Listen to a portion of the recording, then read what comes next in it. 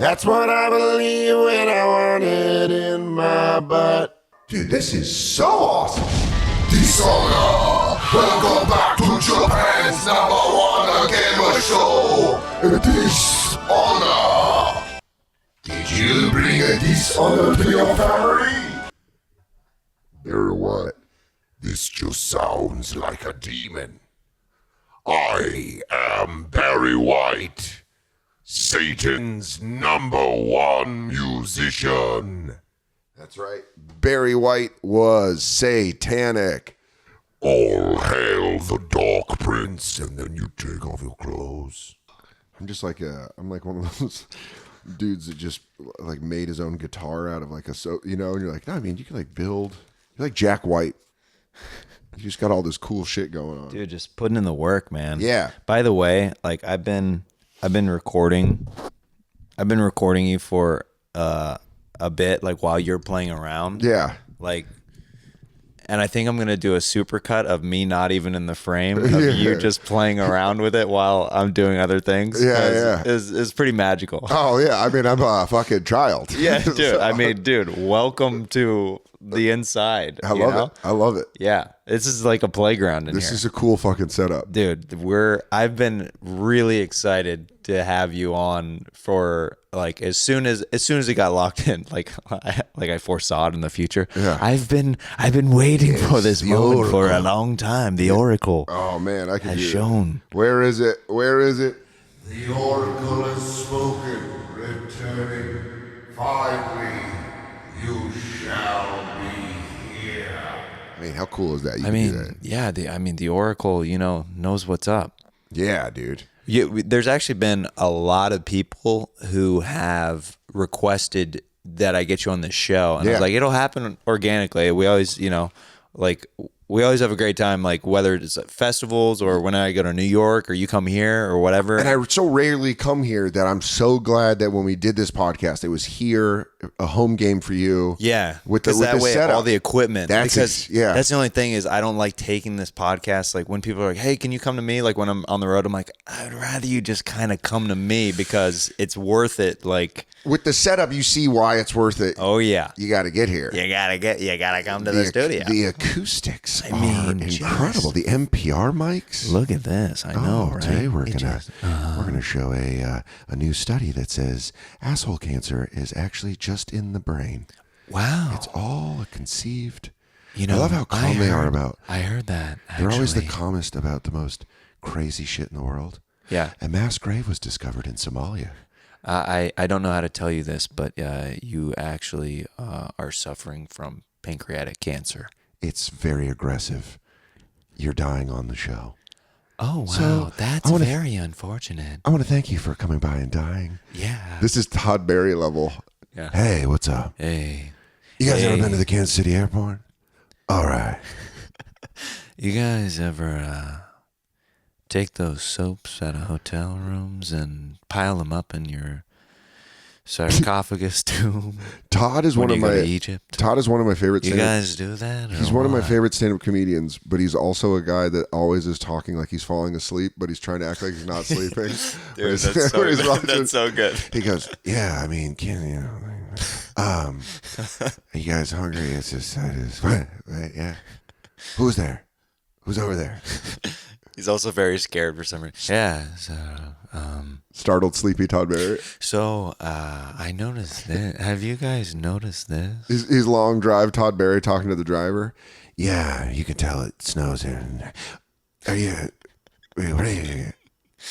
It's all the eye jerk. Yeah. And so, Big J does my favorite impression. That's a non-speaking impression where Big J will do. Next time you see him, tell him to do guy waking up on an airplane, and he'll cross his arms and he'll be deep asleep, and you just have to go, sir, and he does the best and just like looks around startled. Oh man, it's my favorite non-speaking impression. That's probably so out there. And I did a visual impression on an audio medium. Well, you know what, this is also on YouTube, so get on over to YouTube and watch it there. Yeah, man. How did you and Big J become friends? Because standing outside smoking cigarettes. Really? Comedy. Wow. But specifically cigarettes. Wow. Cigarettes and alcohol, man. Yeah.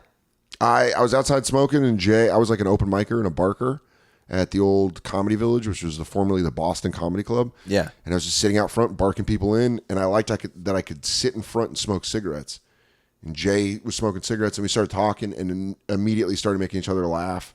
And I was like, dude, this guy's so cool. He's a seller comic. Yeah. He's like, I think this was right before he had a half hour, maybe like a year before his Comedy Central Presents. So to me, he was like a headliner. I mean, this guy was like headlining. So it's crazy he was talking to me. Yeah. But we just like pumped. You're just like, oh, I can't believe. Okay, cool. And then we just got along, became friends, started hanging out. And then years later, still smoking cigarettes outside. Christine, his girlfriend, who was his girlfriend at the time, was like, you guys need to do a podcast. And this was like 2013. Because you guys' chemistry is so good. And it's one of those things where, he probably started talking. And it's funny, like veteran comics can pick up really quickly how quick other comics are. Yeah. And you guys are both riffers. You know what I mean? You guys are like, that's what I love about, like, anytime I visit New York, dude, just being out on the sidewalks, like, and just riffing, like, outside, like, the Cellar or the Fat Black or, like, whatever, like, just for hours. Like, I'm like, yes, this is incredible. That is, you know what it is, man? It's like, it's just like finding a person where you're like, oh, fuck, we can just do this for as long as we want. Yeah. We're not bored. Yeah. It's like finding a way to be like, when you see a person, you're like, I know I'm not going to be bored because you're just going to be, you're fun to talk to. I feel that way when I see you. There's a lot of guys that I see that I'm like, yes, I know I can have a fun conversation, get weird, and we could talk about, like, you can just bring up a subject and we'll talk. Yeah, we'll just go. Yeah. Doesn't matter. Yeah, Jay was definitely a guy like that. And then I opened for him and it was fun. And then we started doing a podcast and never released it because Comedy Central gave us the Bonfire, through like months and months of bullshit. Sure. We finally got the Bonfire. And then it was like, dude, this setup that you have, you did it yourself. Yeah. And the setup of Sirius is just going in and then having Lou Witzke, our producer, our super producer, just like be able to pick up effects and that kind of stuff as we're doing it. As a guy that does any voices, and you'll know, it is a treat. You're just like, oh yeah, good mics, good headphones, and you're like, oh, I can just. Oh, I'm set. We can just play now. When did you start doing voices? Like, how old were you? A little kid, like I started like mimicking like things, and my parents would be like, "Oh, he can do," you know what I mean? Like, "Oh, he should do it for these people." You know? I remember doing Apu from The Simpsons, which was wrong, and I'm so sorry. You know what? This is Dan Soder's public apology. I'm sorry for doing Apu when I was a little white cisgendered male boy. You know what? Actually, I brought you on the podcast to actually out you. You disgust me. You. Let's bring him out. Harry Condobolo just walks out. He's like. Shame. Yeah, but it was Apu and Groundskeeper Willie, and it was The Simpsons. I was like 7, and I just remember like being able to do those voices, and doing them at school, and people being like, "Dude, that's awesome." Well, yeah, it gets a huge response because it's people's favorite things that they're watching, and you're able to recreate it for them. They're like, "What?" Yeah, and they don't realize it's like, are you an only child? No, I'm a middle child. So you middle child. I as an only child, I was just like alone a lot, but I had action figures, and that was always a way I would do. Freaking Teenage Mutant Ninja Turtle action figures right behind us. I had tons of action figures growing up. Loved them. Yeah, and I remember making a machine gun noise, which was like that. You're like, and my mom was like, look back, and she's like, that sounds like a machine gun, and I'm like, yeah, lady. It's war. Yeah, I think it is. Mom, it's an M16. You're covered in blood. Like, honey, where'd you get that blood? I made it. I cut myself, Mom. I take my blood and I put it in little bags and I put it in the G.I. Joes. I make my own blood capsules. It takes me forever, and then I bite down on them. They explode. She looks back and I'm doing post-war PTSD therapy. She's like, Dan, are you doing therapy for the soldiers? Don't worry about it, Mom. Yeah. This is Ron. He has a drinking problem because he saw good men die. Like, oh, man, your G.I. Joes have gotten sad. Yeah. His best friend died at 17. How's your day going, Mom? Hey, you want to call him a baby killer? Look at him. You're just holding a G.I. Joe. Call him a baby killer. But yeah, man, voices were like action figures and loneliness, I think were, and Jerky Boys. Jerky Boys, yeah. Yeah, that I enjoyed the movie. I never got into their like actual skits like a crazy amount. I don't have a vast history. See, that was the thing that got me was CDs came out, and my dad, who was like stereotypical divorced dad. Now, can your mom or dad, do they have talent to do voices? No. That's so interesting. At all. Yeah. But my dad thought it was the funniest. That's kind of the same with my mom and my dad. They've got one or two speeds. You know what I mean? Yeah. My dad was super funny and really quick-witted. My mom was like dramatic. But she's like encapsulating. Like you watch her and you're like, you're good at holding a room. She can hold a room. And my dad was super funny. So I definitely think there's things I inherited them comedically from them, but definitely not voices. But I noticed when I did voices for my dad, when I would like visit him, and he was like just an alcoholic. He was like a bowling alley bartender. So when I do voices for him, he was like, he would go nuts. Yeah. Like that's my son right there. Dangerfield was the one when I was like 10 and I could do a good Rodney Dangerfield. My dad was like, that's crazy. This kid's incredible. But I should have, because I'd come in and just do like shtick that I heard, like, hey, there was a fire at the house. My wife said to my kids, don't yell, you'll wake your father. And I don't agree to respect at home. You know what I'm saying, Johnny? And I just like, and he's like, this is a 10-year-old. 10-year-old. But what I should have done is just tried to get him to be a better dad. I'm like, hey, I'm telling you, you know what I like? Birthday cards on my birthday. Yeah, you're forgetting them. I'm telling you, I get no respect as your son. And he's like, what? I feel like you're doing... Yeah, are you trying to... Are you doing bits about me to me as Rodney Dangerfield? Using Dangerfield as a vehicle? Yeah, I'm just saying. Maybe you should pay my mom some child support. Hey, maybe we'll go play some catch or something. Hey, maybe it kind of hurts when you forget that Christmas was last Tuesday. You call me on the 30th. Hey, I'm carrying around these scars. I'm going to have a drinking problem. That's not just psychological Dangerfields for my dad. Psychological Dangerfield. Yeah, that's like always a fun thing with voices is doing like woke Dangerfield is one of my favorite things to do where I'm That's great. Hey, I'm telling you, who doesn't get any respect? Women of color. Yeah, man, white men, that's the real problem. Yeah, I'm telling you, I am one, and I don't like it. Oh, boy, I got privilege. You want to know about privilege? I can have a rental car. A cop won't even pull me over. Yeah, it's shit like that, but like, I noticed if I could do that, I could get away with saying a lot of crazy shit. Sure. Honestly, it's one of my favorite things about Kill Tony. Did you do that pilot voice last night? You were getting away with some crazy shit. But also, it's like when you break, it's so impressive to watch you guys stay in character. And I love that. That's something I'm very terrible at. Just staying in it? You're in it, dude. Dude, once that flip is switched, the switch is flipped. Either way. Flip switch, switch flip. Or we flip the switch. Huh? Yeah. Turn it on its side, man. Yeah. Yeah. Bro. Come on, dude. I mean, come on. Seriously. I forgot that is a very big vibe out here. I mean, it's a big vibe for sure. Dude, they have like tight shirts. Dude, there's a lot of tight sexy shirts? dudes out here. Oh, dude, the sexiest of dudes. I've noticed that's what I don't like about LA versus New York is our shitheads are a lot less conniving.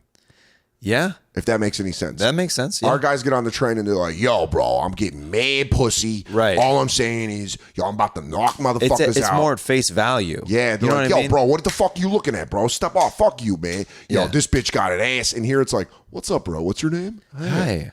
Hello. Jonathan? Yeah. Hi. Hey, how are you? What's Hi. up? Nice to meet you. Dude, that is...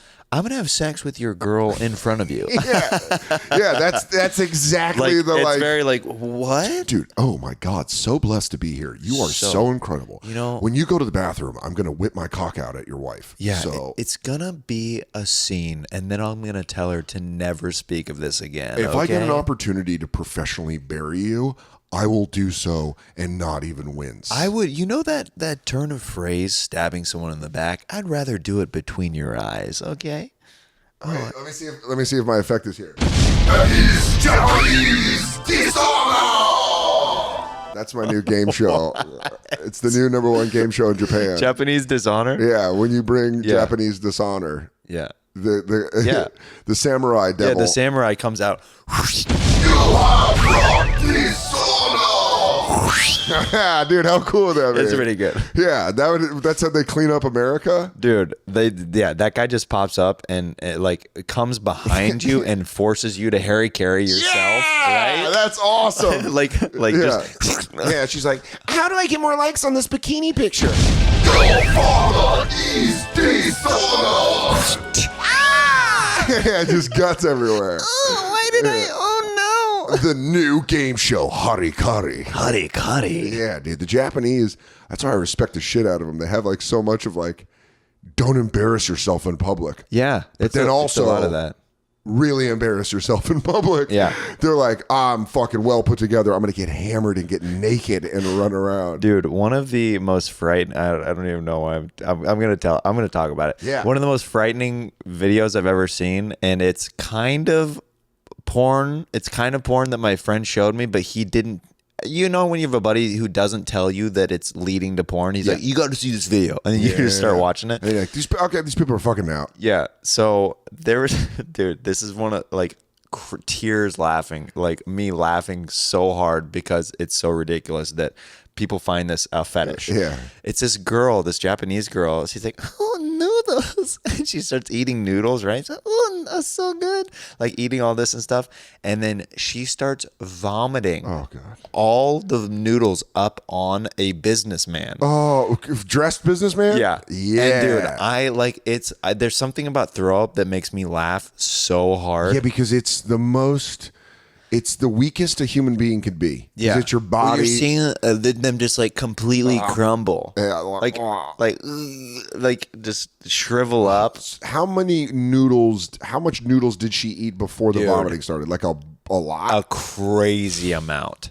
Like a Kobayashi amount of... Yeah. Oh, yeah. Yeah. You have brought businessman boner. That is still dishonor.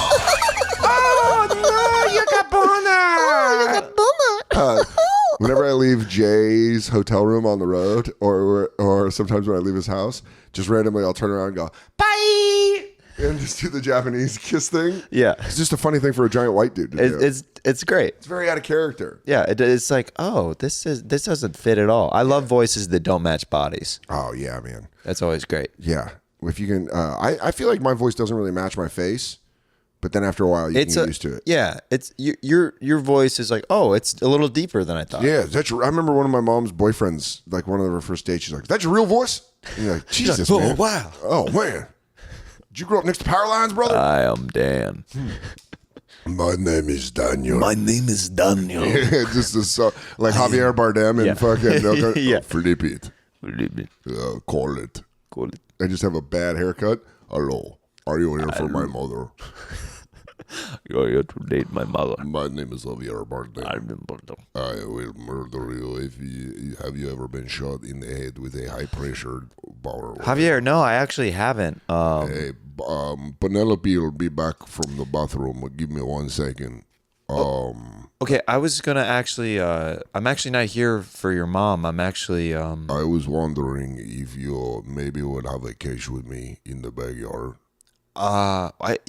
Yeah, we could. Yeah, I guess I can. prefer to throw a ball with you, but in the backyard. I will throw to you, and you throw it back to me. Okay, there's only kettlebells back here. We will lift kettlebells above our heads. After a while, you're like, yeah, my voice never has really matched my face. I feel, but Yeah. your voice matches your face. I think so. Yeah, Yeah. When it comes out, you're like, all right. You're like, okay. Hi, Dan. Great to see you back from New York. I don't think that's your voice at all. This is the real me, Dan. I don't like this Jeremiah. This hey, is Dan. real Jeremiah. Yeah, it's going to be really exciting to see you guys at Skank Fest this year. I love that you're opening up and really being yourself. Yeah, it's also it contorts my face too. Like when I really let my inner self talk. That's a lot of plastic surgery and super successful Jeremiah. Oh, hey Dan, hey, it's good to see you, man. Oh, you look great, dude. Hey, yeah, how's the bonfire going? It's still going good, man. You Wow. got a lot of Botox, huh? Oh no, I just got a couple of loose ends tight. Your face is so plump. Oh, I always want to touch. like a little curvature and also some angular features as well. I just wanted to touch plastic surgery people's faces. Always. Just I always want to go up to them and it'd be like the scene from Hook. Dad, thank you. You're gonna be the little black kid. Yeah. There you are, Dan. Yeah, dude. If you did that to an old woman that had plastic surgery, that's the most baller shit you could do. We got to If you put knew that her in the name, movie. if you just go, There you are, Beverly. Just moving around her face. She goes, who the fuck is this? Yeah, here's her. Who is this, Reginald? He's touching my face. Reginald, get him out of my sight immediately. There you are, Beverly. If she got the reference. Oh, dude, she would get it. Because you can't come back from that, right? Like No. once you get your face all cat-faced. No, cat-faced. Yeah, once you cat-face, it's just all plump and it just... I always like when those ladies are complaining at restaurants because that's just, there's like...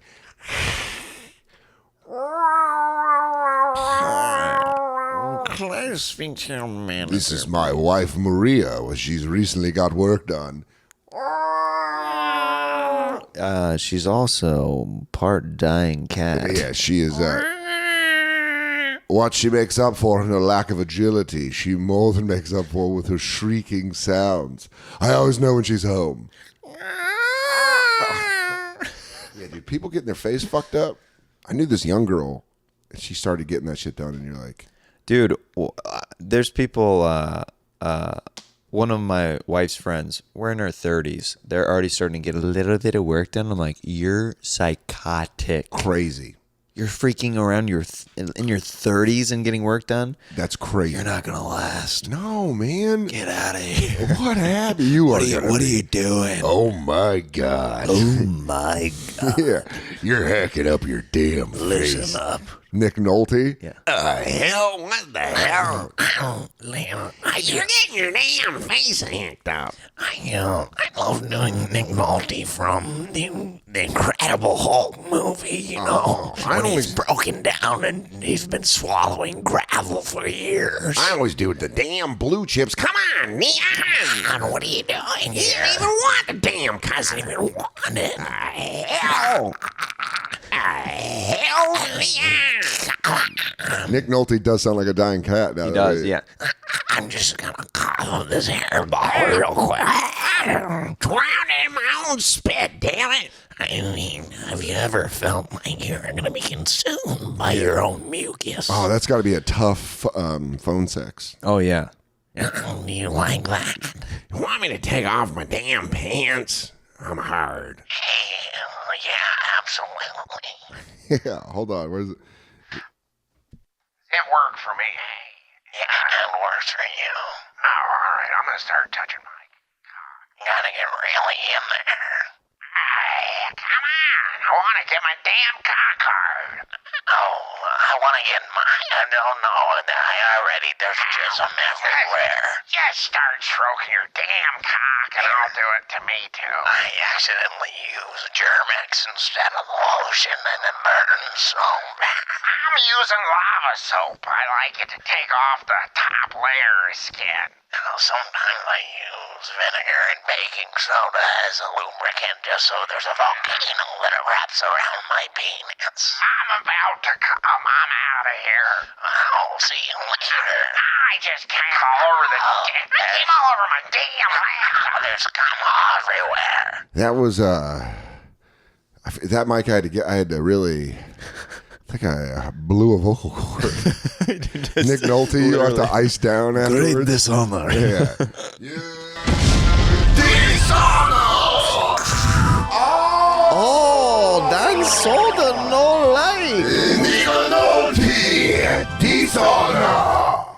Yeah, I gotta buy one of these fucking machines. Dude, it's pretty insane, right? Yeah, it's fucking awesome. Yeah, it makes anything.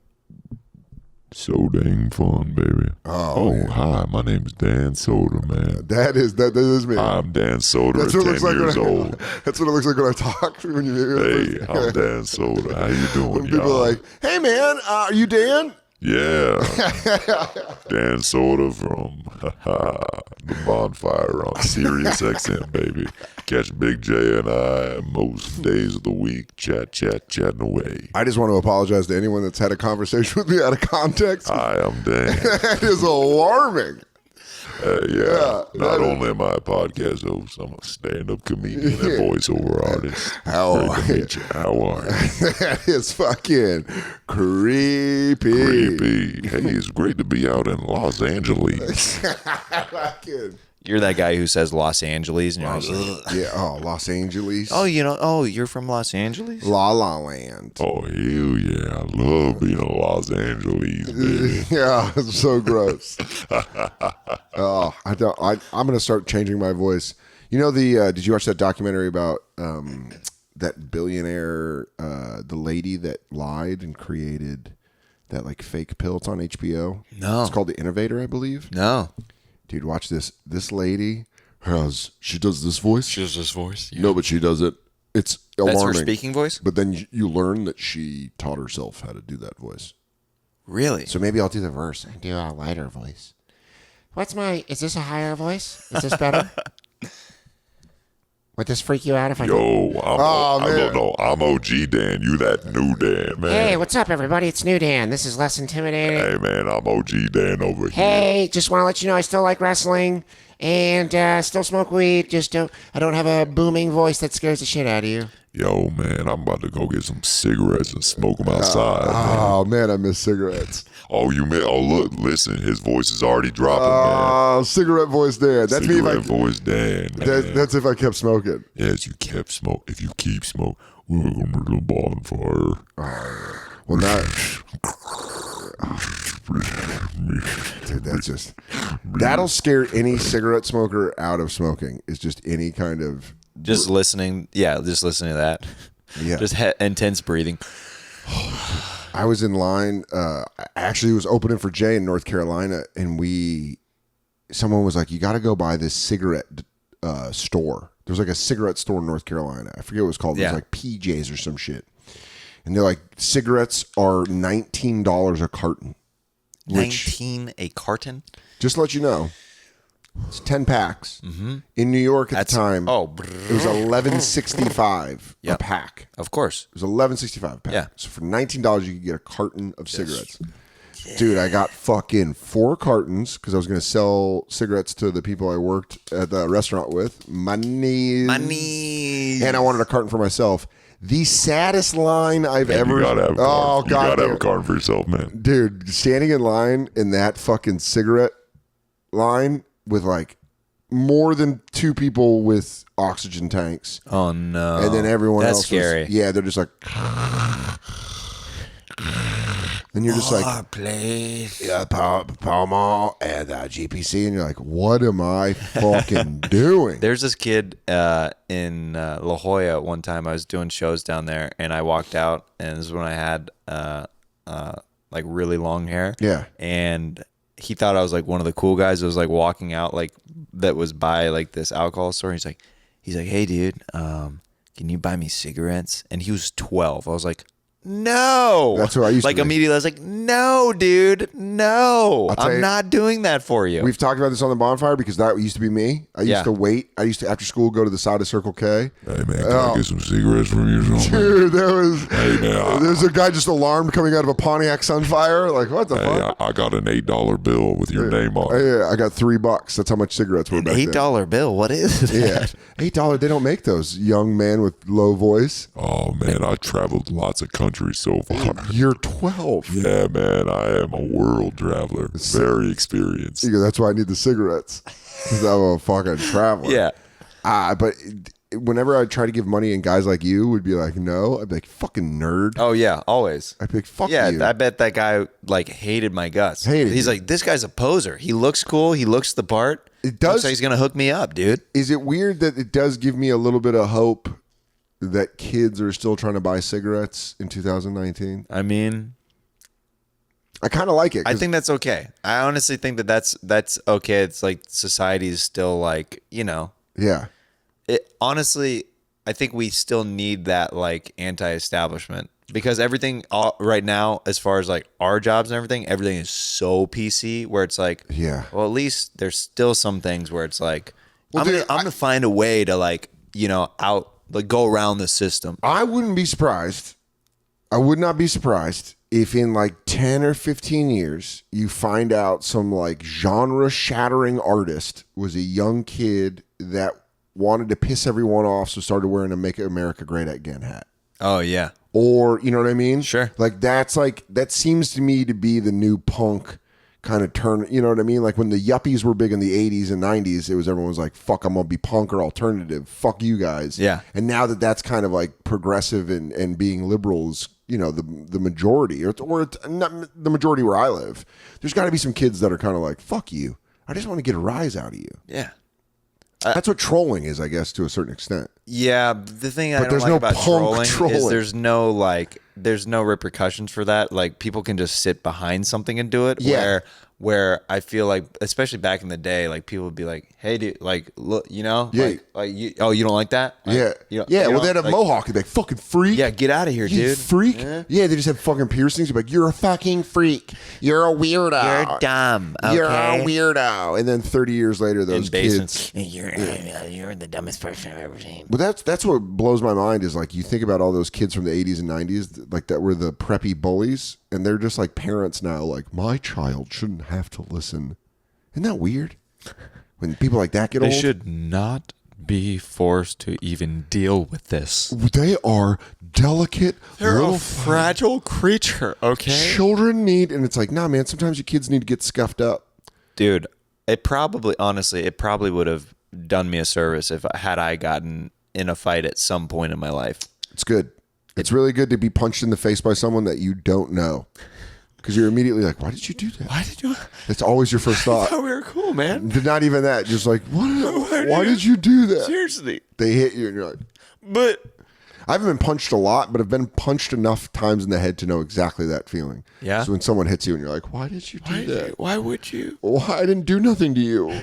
I was yelling at you and then you punched me. Now I have to punch you back. I've diffused a lot of situations with like just being like, we're all good here, dude. It's like, Yeah, walking this is away? like, yeah. I'm like, yeah, dude, not. You get to your 30s and it becomes much easier to walk away. Yeah. 30s, you're like, dude, I got an early day tomorrow. Yeah. You're just finding adult like, excuses. You're like, I gotta get lunch with a friend. I can't get into a fight in a parking lot. Yeah, I right can't end up with a black eye. Like, this is going to affect auditions for weeks, man. now. Even if you win, you're like, man, I might get an have assault you gotten in a charge. fight? Not as an adult. Like fist fights? Yeah, I mean, as a teenager, Mm-hmm. but not as an adult. And I've only, I think Oh I've met hell yeah, we got in a lot of fights when we were scrap. kids, man. We used Scrap. to scrap in the backyards. Come on. Man, it's so weird talking to my own voice. Yeah, I bet it is, man. It's unsettling. Yeah, dude. I mean, we used to scrap. Like, yeah, we brought dishonor to our parents a few times when we got in those fights. Yeah, absolutely. It sounds like a kidnapper more than me. Listen, Yeah, there it is. listen.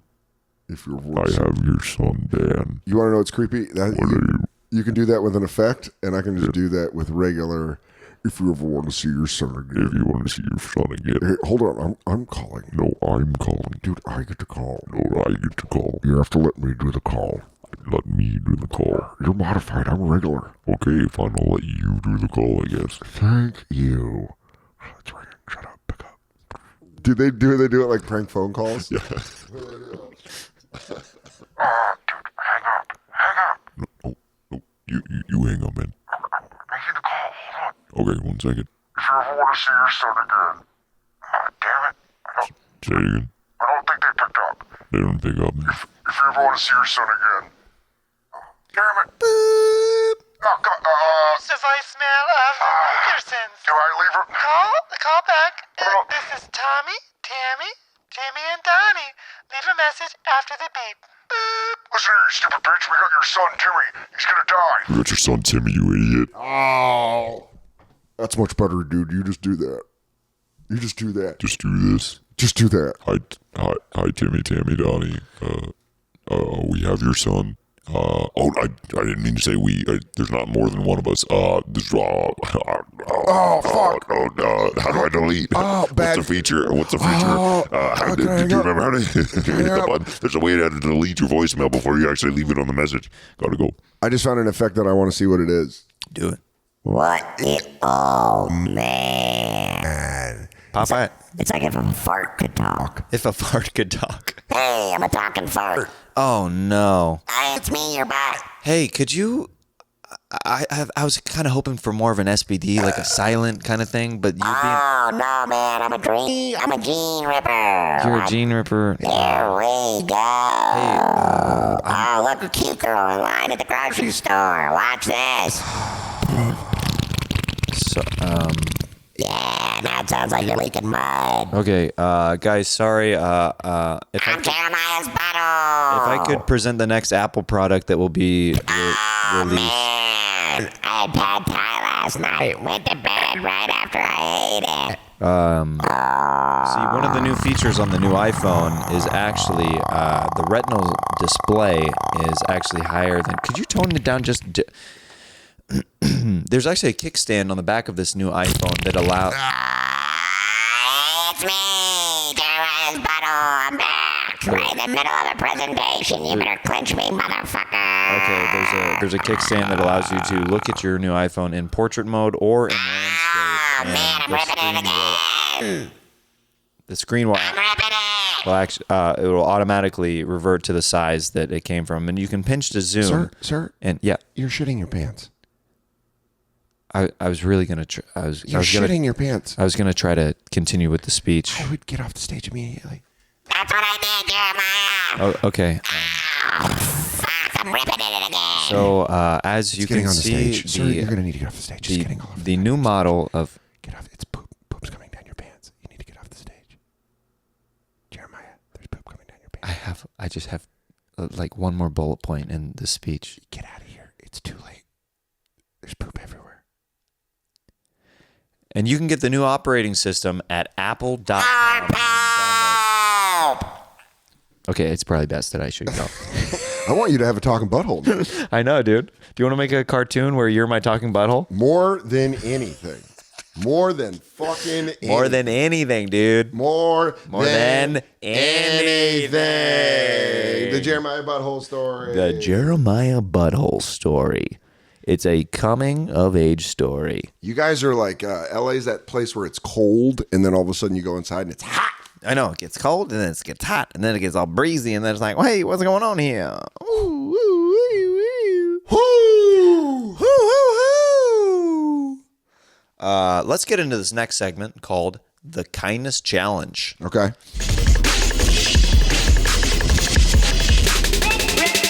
Every week I challenge you, the listener, and myself to do something nice out of the kindness of your heart for somebody. And I read emails on the show from you guys, the listeners, who submit letters of your kind acts. And we have one that is coming in from a guy named Jeff that says he was actually on a Kill Tony show. I usually don't know what they sound like or what they look like. Let's see what this guy did for his kindness challenge and see what Dan and I can do to challenge each other to do something nice for somebody later in the week. Okay. This guy, let's see. My name is Jeff, and I was the bearded garbage man on the Kill Tony Cleveland show that tried stand-up for the first time. Afterwards, I went to a bar on the other side of the city to see my friend that lives there, and as I'm getting out of the car, about to greet my friends on the sidewalk, a man on a bike rides by and says to me, "Hey man, nice set tonight. You were really funny." Right in front of my friends. The guy on the bike worked at the club and just happened to ride by and make me look so cool right in front of my friend I haven't seen in a year. He also helped my girlfriend win the kindness challenge later on that night in the bedroom, if you know what I'm saying. All right. So nice. So a little while ago, I was driving home from work and noticed the car in front of me had a taillight out. I live in a very small town, so I decided to follow this lady because chances are she's going home too. I probably scared her at first when I got out of my car behind her and started walking towards her, but I assured her I'm a friendly beard and not a scary beard. Yeah, well, you got to really fucking state that quick. And then she had a taillight out. Oh, no. He just walked to the car going, no. Good beard. I'm a good beard. I'm a good beard, not a bad beard. Now, I know how it is when people are flashing their lights at you and you have no clue what the F is going on. It's terrifying. She thanked me for saving her the hassle of possibly getting pulled over, and it only took 5 minutes out of my day. Kindness forwarded. There you go. All right, there you go, Jeff. That's a good way to alert someone that they have a problem with their car. Now, did he replace it? That's the thing that did he or did he just alert her? He might have alerted her. It only took 5 minutes. All right, I know how. He might have just followed her home and alerted her that she has a taillight. Okay, well, Jeff, which she might not have known until she got pulled over. Which, okay, that's nice of you. Your approach, could maybe use some polishing of the scary bearded man approach. I just imagine him like running her off the road and like, listen, your taillight's out. He starts tapping on her car with like a fucking object as he's walking along the side. Like, he's like, you got a taillight. out. You ever watched life drain out of a person's eyes before? Oh, also your taillight's out. Hi. Hi, my name's Jeff. Hey, I'm Jeff. I'm a friendly neighbor. Yes, absolutely. Yeah, that first 2 seconds, she's like, I'm going to die. Yeah, I'm going to die. A guy follows you home and gets out of a car with a beard, you think you're dead for at least 5 seconds. Yeah. Why wouldn't you? If I saw it, I'd go, fuck. Oh, no. Fuck. Oh, no. Fuck. Well, you know what I would love? Like when you were talking about the... I imagine like it's actually one of those blind man canes. It's actually like... and then it gets to... And it's a blind guy that reaches and he goes, your taillight's out. And you go, she's how... like, What? And then he leaves. and then he leaves. But and then she checks and it is actually out. And then he just pulls out and drives away. He drives away. Like, what? Is it Magoo? Mr. Magoo? How did that happen? What? Yeah, that's fucking hilarious. Yeah. Your taillight's out. Your taillight's out. All right. Yeah, that's a good kindness. That's just a very nice thing because you probably stopped her from being pulled over. Yeah. Have you done something kind or nice for somebody recently that you can think off the top of your head? Yeah, I try to I live in New York, so you can just give change, which I think is just a very quick kindness thing. Or one of the things I always like to do is help women with strollers up the stairs of the subway. Oh, that's very nice. nice. Like even if I'm going down the stairs and on my way somewhere, because in Queens where I live, you walk upstairs and the train is above. It's an elevated train. So sometimes you'll see like these tiny women with these big baby carriages, or some of them are huge, by the way. Yeah. And so you just fucking lift it, and there's always that weird. There's two thoughts that always go through my head: don't trip. You're holding a baby. You're holding a baby. And number one, this baby's got to be freaked out. Yeah. Because all of a sudden, its carriage just gets lifted up, and I'm like, hey, you hear that? I just imagine you doing like a fireman carry, just like to be a heroic of like when you actually get the stroller up on your shoulder. Yeah. Yeah, hey, it's me, Dan. You mind if I carry your baby and your stroller up the stairs for you? Is that all right? It's a good burn. Yeah, getting those calories worked out while I lift your baby. You got to go do a radio show. Anyway, I'm on Sirius, baby. I love Jeremiah's Dan Soder with the voice of Dan Soder button. It's very sexy. I'm a big fan. You're a big and you hero. make me cooler. I make you very. There's a smile that I put on my face. There's a smile you put on my face. It really makes me feel better about myself. Yeah, I think so. It's kind of easier to do kind things for like people like that. No, that's great. Yeah, there was a homeless person. I was about to go see the movie Us with my wife on Sunday. Homeless guy. We just came from a picnic, very domestic Sunday, and we had leftover food from the picnic. Gave it to homeless guy. Yeah, that guy probably really enjoyed it. Oh yeah, I was like, hey man, would you? Before I could even finish, she's like, yes, please. And I was like, oh man, this is like brutal. That's a good day for him though. Yeah, for sure. Fuck yeah, that's tough. But they're just like, thank you. Yeah. Thank you so much for just basic human kindness. I know. And you're like, fuck. But that's what the kindness challenge is all about. So send in your submission letters to jeremiahwonders@gmail.com so I can read them here on the show. Be kind. Let's get into this next segment, Fanning Out. Fanning Out. Questions from fans. I tried that you're videotaping, so I started having fun with that. Oh, dude. Oh, no, yeah. Dude. Man, you can really tell I'm an only child by how much I entertain myself with shit that I'm like, no one else will be entertained by this. I'm like, look at that movement. Look at this. You like that movement? You like that? Mic. I'm on mic. You like that? You like that juxtaposition, huh? So this first question comes from Instagram, and there were a lot of questions on Instagram, and I said I said, hey, if you could ask Dan Soder any question, or if you want to give some character suggestions to try to pull off, I like that. We could do that as well. So I'll do a little mix of that.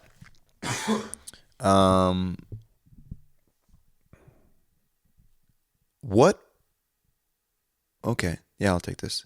What would Macho Man Randy Savage have to say to Feminist Stacy? This is from @DuffmanStrong. Here you do a mean Macho Man, and Feminist Stacy is one of my original characters. Yeah, I know Feminist Stacy. Yeah. I'm familiar with her. She's a real bitch. She really is. She gets real tight, real quick fuse. Very outspoken. She's Very ready. outspoken. She's ready to go in a moment's notice. Yeah. So is this me? This is Randy Savage. Yeah. Macho mansplaining to Feminist Stacy. Feminist Stacy. Yeah.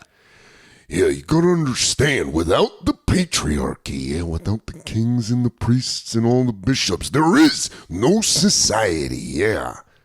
What do you mean there's no society? I mean that you ain't doing the heavy lifting, no, you You're ain't. saying that a woman can't do the heavy lifting? I'm saying there only been a couple, Catherine the Great. There's only been a couple, and she loved horses, yeah. Loved the horses for the wrong reasons, not because they're majestic creatures. You're yeah. naming only one great woman. There's so many.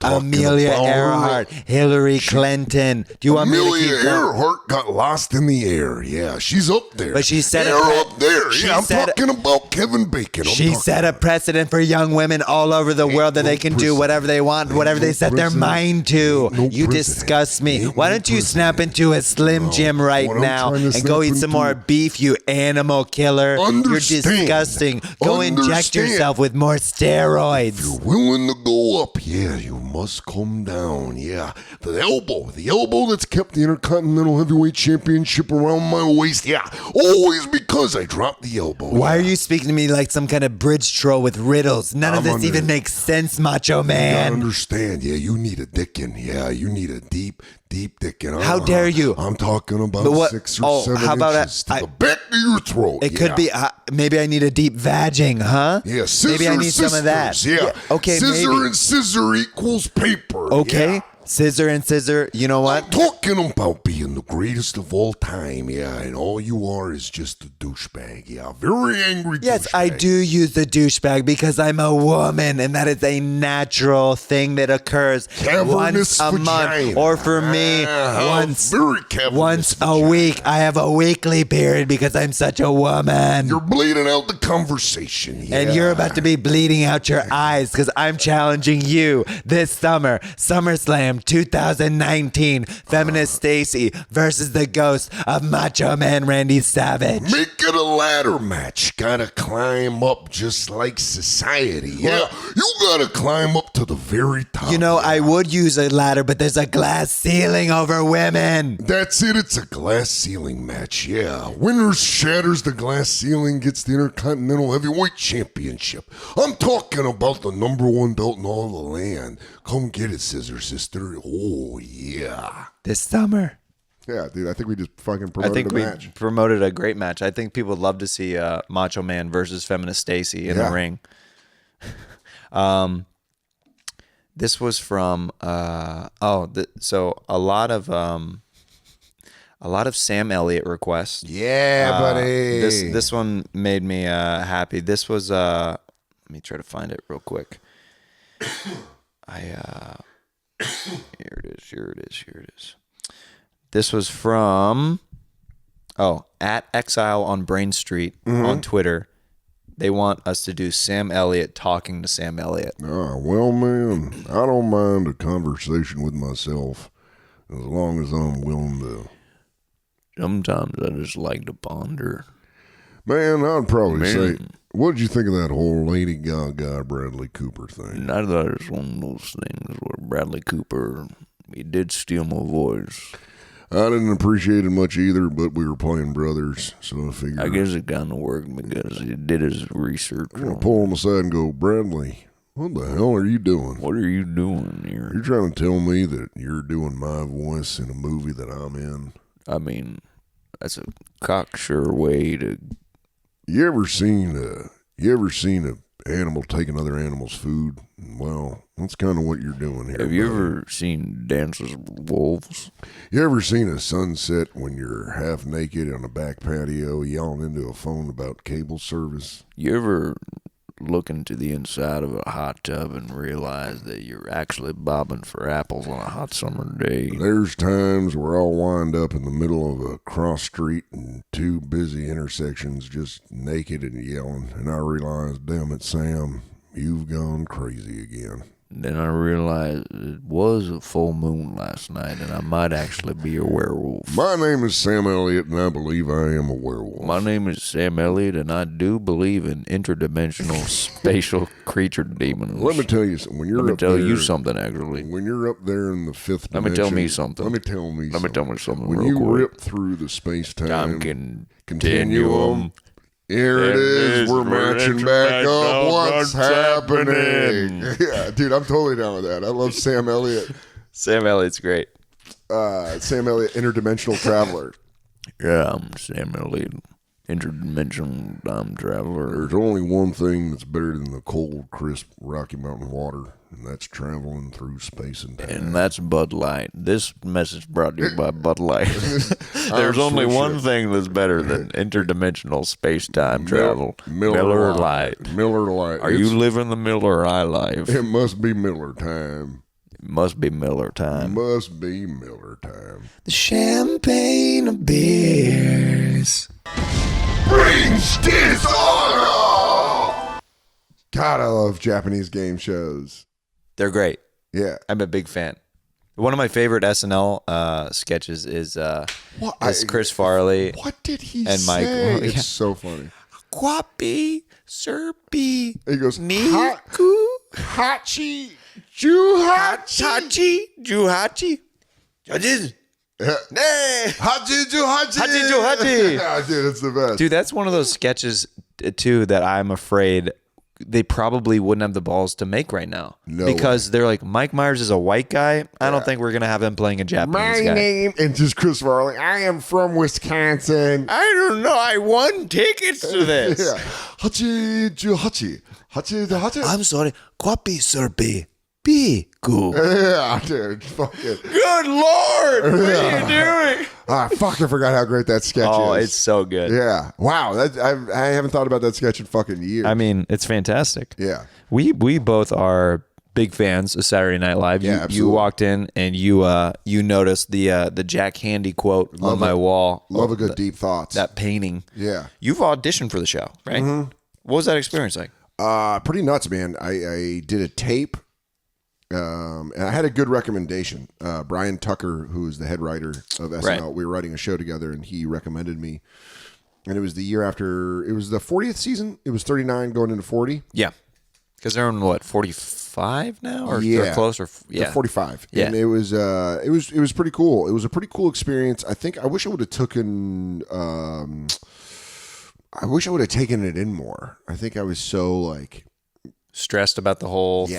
And, yeah, of course. And I wanted to do stand up, and my agent was really against me doing stand up. She wanted me to do characters, and then going in and doing the characters, it felt weird to do them live and not have a mic like this. Yeah. So because we're so used to it. That's what we Yeah. do every night of the week. and you project differently when you don't have Very a mic. differently. So well, doing also being a voice guy too, we're used to being right up on the mic like and this. if you're not, it's like it feels weirder to do the voice. Yeah, which is just another obstacle when you're like, when you have something outside of like you're thinking like, you're already like slightly out of it more than you would be like if you have. Yeah, you're kind of like, I don't have tools any you usually have. You're like, I don't feel I don't have control over it the way I Right. would. Yeah, The way exactly. you could stop it or bring it back. So the live one, I was like, shit, I sucked. That sucked. And then I got a call, and they're like, we want to screen test you.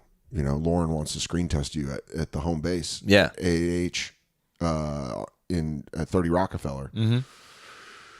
I was like, all right. And Now, where were you when you got this call? Just paint the picture. I was, dude, this is so shitty because this inevitably killed a relationship of mine. I was supposed to come out to LA to do shows for like a Fox showcase. And this is 2014. And they're like, yeah, we want you to come out and do a Fox showcase for FX in LA. It was at the Improv. And I was like, all right. So I had this trip booked. And my girlfriend at the time was living in New York. She was going to move to LA. She's an actress, and I love doing this thing where my mom did it to me as a kid, where you act like something, it's fake bad, surprise good. Right. My mom always did that with Christmas presents because she didn't have a lot of money. So she'd be like, I could only get you one present. And Yeah. I'd be like, I like it, Mom, you know? And she'd be like, well, Santa got you another one. Yeah, exactly. Yeah, I fucking love it. It's such a good way to get me fucking super excited. And I love doing it to people with like good news or cool news. It's always fun to do that. It's a great way to. So I get this call from my manager and he's like, hey, we got the call. Lauren Michaels wants you to screen test. Lauren wants you to screen test this day. You're supposed to be in LA. Fuck it. We'll cancel those shows because obviously. Yeah. You're going to take a Fox showcase over. What are we doing here? Yeah. He said no. He said, oh, I'm sorry. No. Oh. Lauren getting that call. Yeah. Dan has a Fox show. He has a Fox show. Oh, really? An 8-minute set. The improv? The improv. Is he... Good for him. Okay. Okay. Good Well, luck. Goodbye forever. Too bad they're never doing Married with Children again. You're... It's too late to play Bud Bundy. That was the role you were born for. So I'm like, fuck it. All right, let's cancel. So I hang up and I immediately call my girlfriend. She's the first person I call. And I'm like, I got to cancel my LA shows. Yeah. That's the fake bad news, you know? Yeah. I just found out I got to cancel my LA shows. She was like, oh no, what happened? And I was like, standing on the corner of 55th and 6th Avenue. And I go, I'm screen testing for Lauren Michaels. Silence. And she just goes, oh, can you reschedule those shows? And it fucking broke my heart. It broke my heart. Because immediately I was like, she's not excited for me. Yeah. This is so weird. That's such like a letdown, especially for somebody who grew up on the show like you and I did. That's a monumental phone call that you're sharing with somebody. And then the response you're getting is so weak and so like meh. Yeah, and she was like, well, you can reschedule. And I was like, what are you talking about? I just went like this. I was like, yeah, I guess. I'm going to call you back. And I hung up and I called my best friend, Danny, and he reacted the way that, where I was like, dude, I just found out I'm screen testing for Lauren Michaels in August. And he was like, what the fuck, dude? Yeah. What the fuck? What the fuck, dude? What the fuck? I'm so excited. Oh my God, this is fucking awesome, dude. You get to go to 8H? I'm like, yeah. He's like, dude, you get to fucking, that's fucking, yeah. And then that was like, yes. That's what you're looking for. That's what I'm freaking, yeah. And then when that girl and I broke up, I brought it up. I was like, why the fuck did you act like that? She was like, I was jealous. What? And you're like, what? That's so weird. She lives in LA now. She a performer? Yeah. Oh, she's not a comic. She's just like in the biz. biz. She's in the biz now. She's an actor. And listen, we're cool. We're cool now. She's been in a relationship for 5 years, and I honestly think it was like her at a weird time, and she was sure. You can make all the excuses you want. Fact of the matter is, that I think that was one of the death blows to our relationship. Wow. Because you're like, you ain't really. Well, if they don't have your best interest at heart. If it's somebody who you're like, oh, I thought we like loved each other, like even though it's like I didn't even call her after in the screen scheme test. of things, you're like, okay, it's like kind of a small moment in our relationship, but it also tells a lot about you as a person. And it's more of that. It also is like really like, oh, this isn't a partnership, right? It's I need my part. I want to be with someone. That's she's like, well, oh, I thought I was going to be advancing. Yeah, and then you were just kind of. It's like you're both at the door. And she's like, you're gonna go. Oh, you're gonna. I mean, I'll let you. I get. Okay. Yeah. But it was really one of those things where I was like, oh man. And I didn't even call her. I called her hours after I screen tested. Well, yeah, because I mean, that's not the response. Yeah, I don't want to call her. You don't get it. Yeah, you don't get the joy. And then I didn't feel like I did a great job on my screen test. I felt like it was like. What were some of the like characters or? I did Macho Man doing stand your ground. I did him doing the definition of a stand your ground, because that was when you remember like that Florida case of that like black teenager got killed on the guy. Yeah, and he said he was standing his ground on the property. Yeah, yeah. So I just did Florida Macho Man explaining stand your ground. I did Sam Elliott doing a Coors Light commercial for gender reassignment. Love it. Yeah, so it's basically just like, if you were born in Indy and you want to be an Audi, there's a place in Colorado. Well, they can make up for all the mistakes that nature didn't intend. We're talking about straight up transsexual surgery, Trinidad, Colorado, which is kind of a weird, ballsy thing to do on an SNL. Yeah. And then I did Jason Statham's edible arrangements. Oh, really? I was like, if you're Jason Statham, I'm sick and tired of beating people up. You know what I like to do? Botany. And I love fruit. Well, now I've mixed the two of them. Jason Statham's edible arrangements. Did your brother just graduate high school? Well, give him a bouquet of kicks that are cantaloupe. It's Jason Statham's edible arrangements.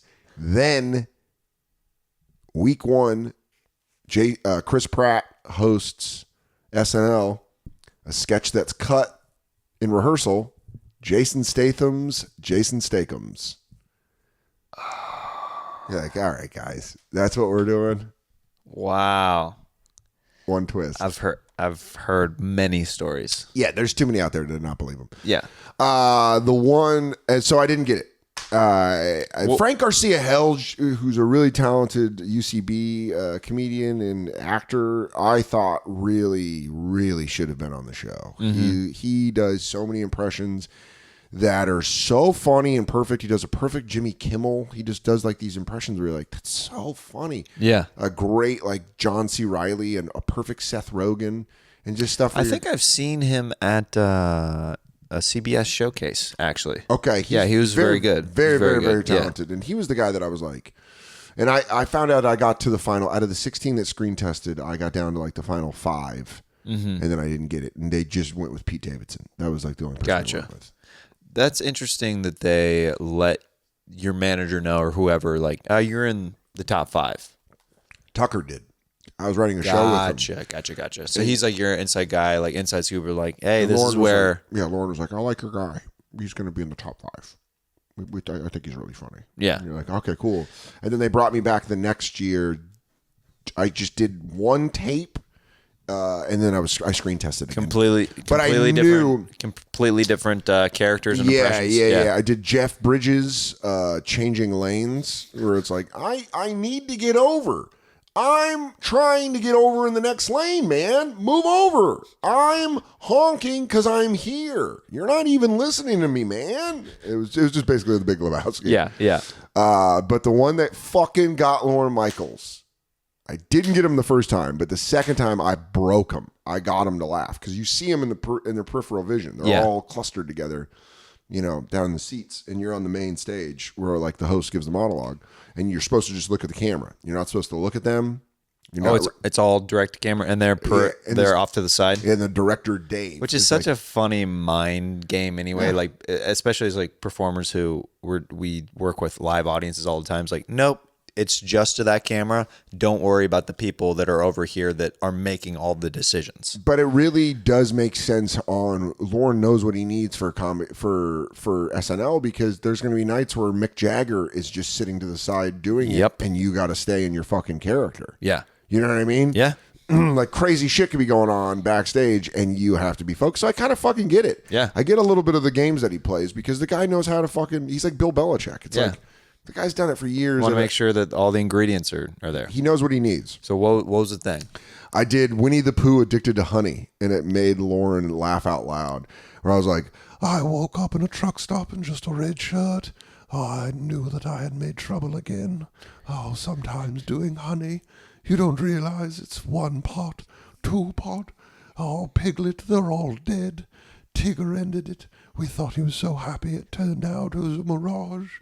I just put my big paws back in the honey. Yeah, it was just, and he just started laughing. Dude, and that's I was like, so good. And I was like, I knew I wasn't getting it, so that was all I gave a shit about. That is funny. That was one, like, there's a bunch of different character and stuff requests, but there was one comment that was like, please, for the love of God, do Winnie the Pooh. Yeah, dude, I love doing my new favorite thing to do by myself is PTSD Winnie the Pooh. It's hilarious. Where he goes, oh, yeah, well, I came back after realizing I'd put down a bunch of Hodgies.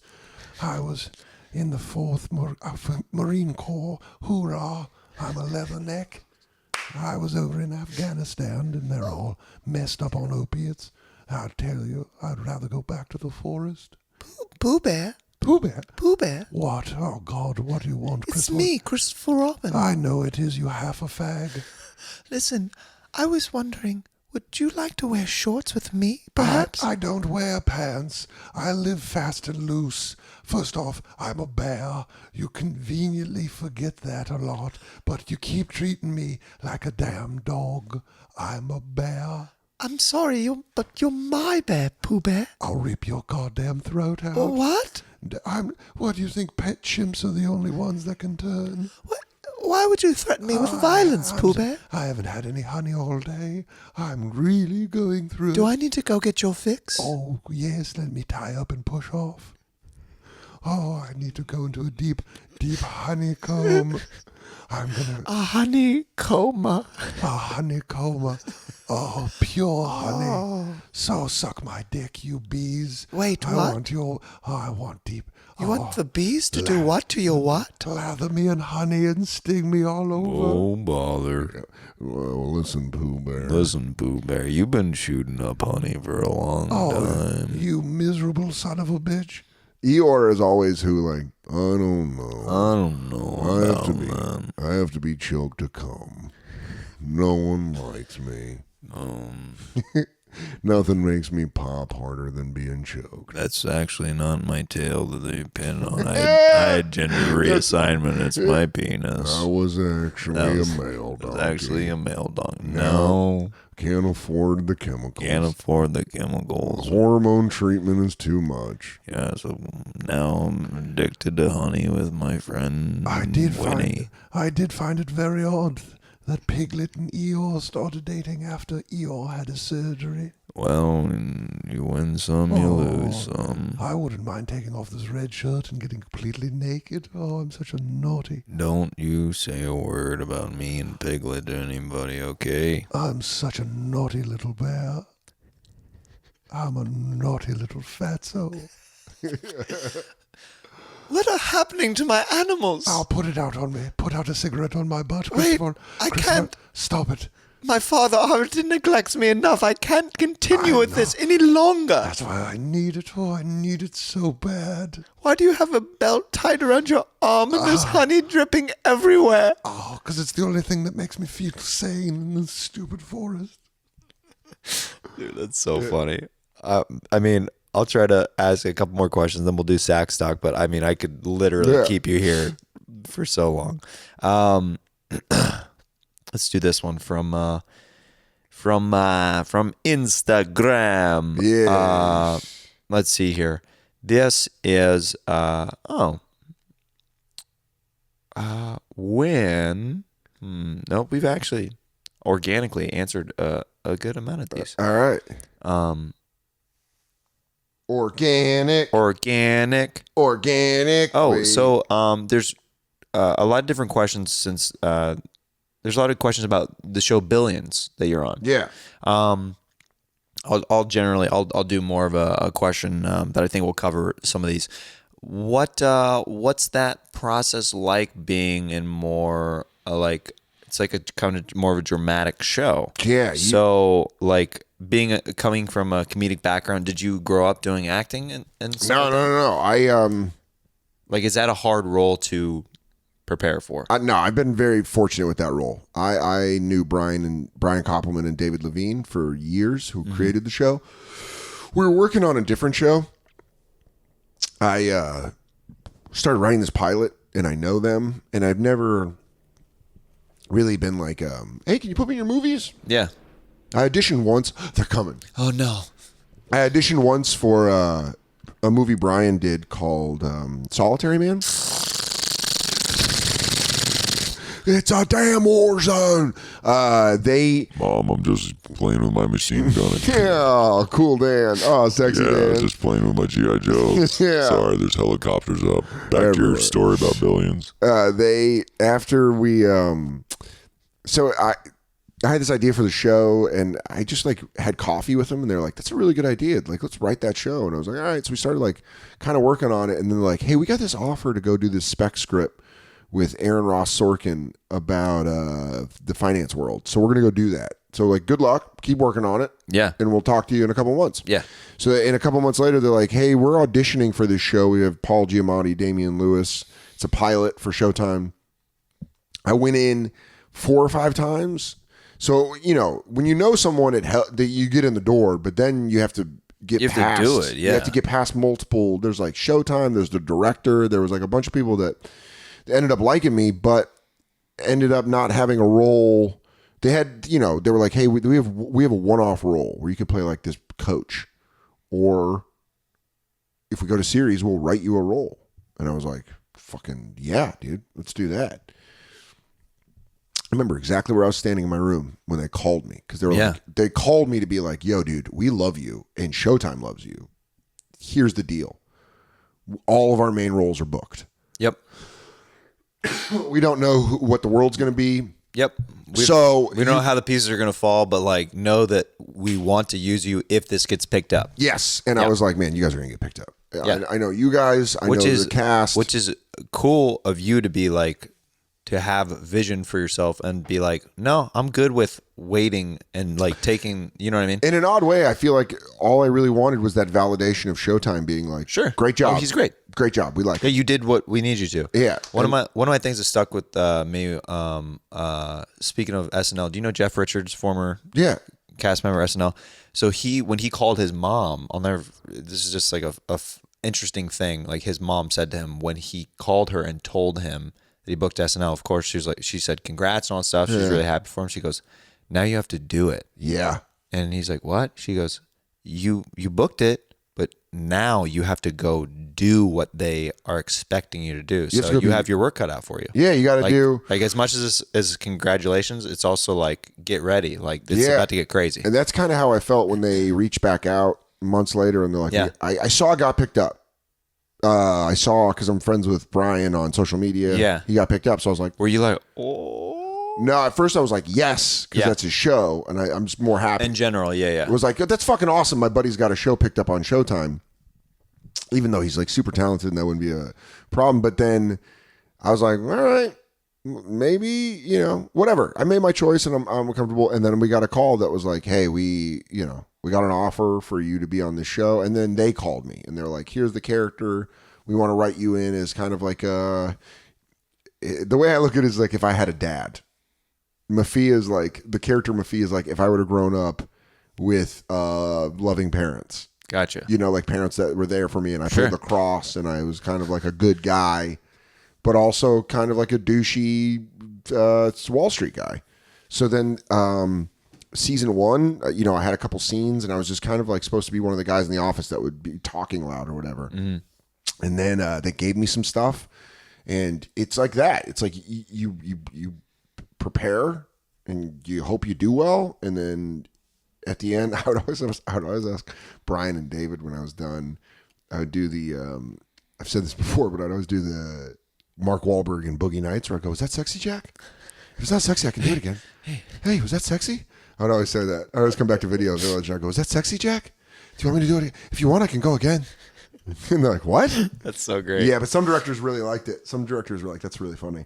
And also it was like, you really see you get to see how much kind of fun you bring to a set being a comedian, because you see who's willing to joke around. Yeah. And then they're like, oh, this is awesome. Like Damian Lewis and and David Costabile and Kelly O'Coin and like the whole cast is awesome. Mm-hmm. But seeing Damian Lewis be like, what's up, man? You know, like when he warmed up to me, I was like, this guy's awesome. Yeah. He is. And he runs the set. He's like, you know, he's the top of show. So he's just like, he dictates how everyone's going to be. Yeah. It was pretty awesome. But yeah, it's been a very, very fun experience. It's crazy we've done 4 seasons. It's crazy they've allowed me to be on the show for 4 seasons. It's amazing. Yeah, I'm very lucky. Very lucky to be on that. And I think there's a really good season that's out now. Do you feel like because you're stand-up, like I feel this personally when I do things that are on sets, that you do kind of need that a little bit of extra validation from like somebody being like, oh, that was good, because we're so used to immediate validation. 100%. Like, I need that also with the Bonfire. I feel like if I'm not, like this whole week I'm in LA, I'm in LA and Jay is in New York, and so is the crew. But something that I need the crew there for is to laugh. When I make Jacob or Lou laugh, right, I know that I had a good joke. When I'm by myself and they're off mic and I'm talking to Jay necessarily can't laugh at everything I say. Right. Otherwise, it's just you guys laughing at each other the whole show. Exactly. It's like, as a listener, it's like, okay, we get it. You guys are hilarious. But if I say something and I can hear Jacob break, I know I'm like, oh, that was funny. Because he listens to us all the time. Yeah. So it's weird. But I completely agree with you. That immediate validation is kind of necessary. Because in stand-up, you're like, Or so every night of the week, we're getting like, okay, if the joke works, we get a response. Right then and there, you find out if it worked. Yeah. Where like this, like on set, you're like, you're trying to do like this serious moment. Like, and that was the last time I saw my dad. Cut. All right, we got it. We're moving on, and we're like, was that good? Dude, there's a scene this year, and I'm not going to give anything away, where I yell at somebody, like I fucking go off, fly off the handle, in the face, fucking scream, and I was like, I would finish and be like, I'm sorry. Fuck, what do I do? And they're like, no. The director, she was very calm and cool, and she was like, that was great. And it's like, it's so funny, man, because it's like you see people that are good actors, good dramatic actors, and they know that we're fucking, like David Costable, who plays Wags, knows I'm a fucking nutball. Yeah. So he would like just come over and be like, that was good. And you're like, oh, thank you. Keep it on. Yeah. Do you need another take? Or it's just Chris Farley. It's the Chris Farley show all over again. Go again. You're like, you're awesome. Yeah, it's just cool to be here, man. Oh shit. Okay. I got a text where I was like, what the fuck? You ever think you cancel something and then you don't? And then you're like, fuck. Oh no. Oh fuck. Fuck, you're gonna be mad at me. But dude, it's fucking such a cool show, and I know it's a limited time thing, so I'm just enjoying it. Heck yeah. Well, this brings us to our final segment, Sax Talk. Yes. Sax Talk. All right, so I prepped Dan right before the podcast. I told him that he was going to share a story of a sexual encounter, and I'm going to follow him along with that sweet, sweet saxophone. So whenever you're ready, Dan, I'll accent and follow your story. There's a certain chill in the air in spring in Colorado. It's not too cold, but it ain't warm, baby. Sometimes it's a cold night. Nothing goes better on a cold night than just two bodies embracing into one. I got home from cleaning the hair salon. I was a janitor there. 16 years old, young and spry.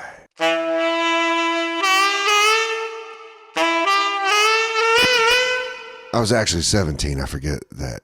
I smoked a lot of weed. Cell phones weren't around. You had to call a house line. I had been talking with this girl, Diana. Beautiful, light-skinned girl. Big old butt. She said when she got off work at King Soopers, which was a grocery store, she could come on over, warm me up. So, there I was, at my house, 9:45 at night. Diana came over. She tossed a red King Soopers apron on a chair. I put on Ludacris's album. It was pretty popular at the time.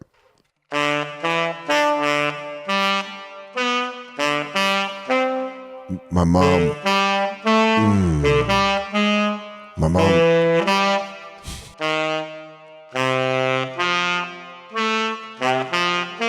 Oh, I see what you're doing. Yeah.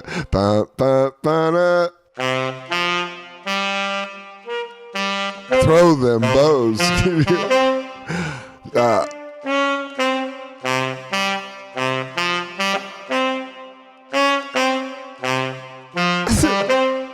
That's there. My mom was at her boyfriend Randy's, so I had the house to myself. Diana came over. We smoked a bowl. We went upstairs.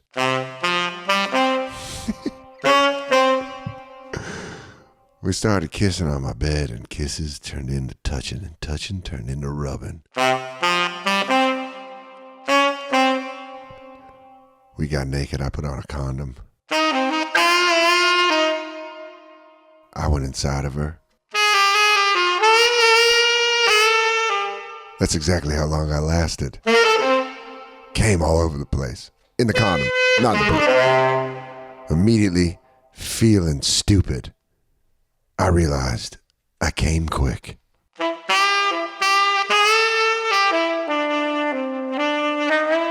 "17 years old, I learned the best way out of this: flood with conversation. Be funny. Do voices, because they'll last longer than your sexual prowess."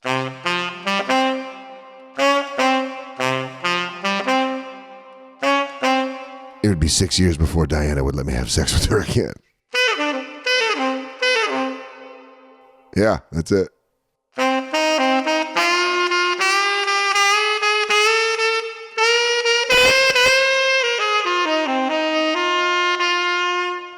Oh, that's fucking fun. That was a good time, right? Dude, that is fucking great. I had to find the ludicrous song. That's why I didn't know what you were doing, and then all of a sudden I heard it. I was like, burr, burr, burr, burr, burr. I was like, where my home is. Yeah. And I got that. I don't know if that was on the first album, but it was appropriate for the story. It was appropriate. It was very appropriate. Oh, bother. Bother. You picked the wrong horse to a silly old bear. You picked the wrong song. Well, Pooh Bear, it's been so nice to have you on the show. Oh, Christopher Robin, if you ever fall asleep around me, I'll eat your face like a cat around a dead body. Okay. Well, Dan. Dude, thanks so much for having me. Thank you for doing the show. Do you want to plug anything real quick before we end? DanSoder.com. The Bonfire, Monday through Thursday, 6 to 8 p.m. on Sirius XM. And Billions, Sunday at 9 Eastern. Ciao. DanSoder.com. Watch Billions, baby. Watch and listen to the Bonfire on Sirius XM with our pal Big J Okerson. And I'll also see you out at Skankfest. Yes. Dude, I would love to have you back anytime. You were a complete blast. Thanks so much for doing the show. You're the man, dude. Thanks for having me. Yeah. Yeah, buddy. Yeah.